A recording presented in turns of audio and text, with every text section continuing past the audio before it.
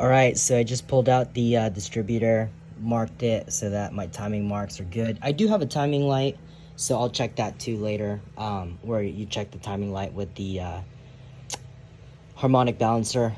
Make sure it's timed correctly. Marked it here.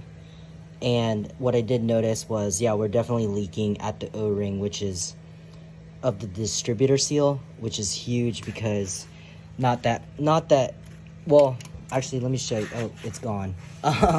But that distributor oil seal was hard as plastic, and you could tell here on the distributor, because of the oil leak that's been going on so long, that oil gets so hot, and you could see how it cracked the distributor piece here. I'm not going to be replacing this because I don't think it's a necessary component right now, but probably will later if I decide to do more things with this car.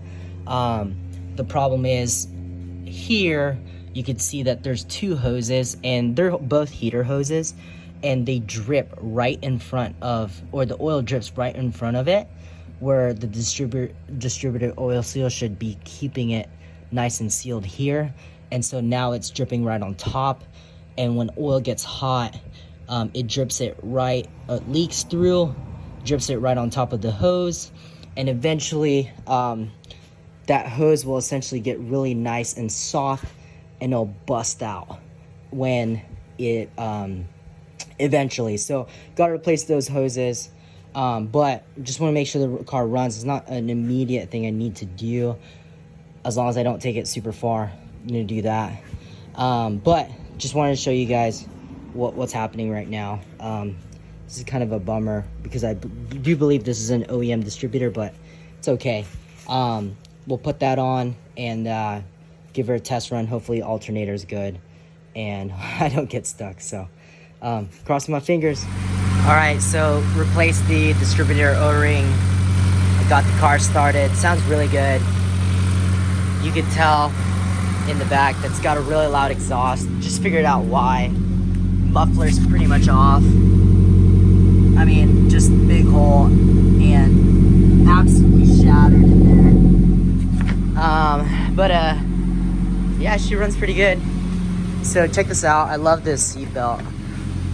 Never really seen anything like this.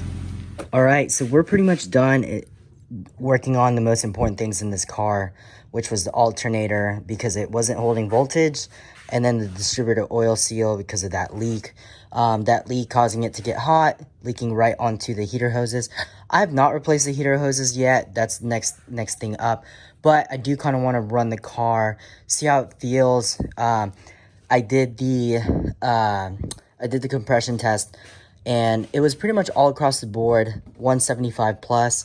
This one was 150, but I think I did it wrong. I just had maybe I just didn't turn, or the threads weren't on correctly on my my compression tester when I put it in there. So that might just been it. But 150, even though would be pretty good.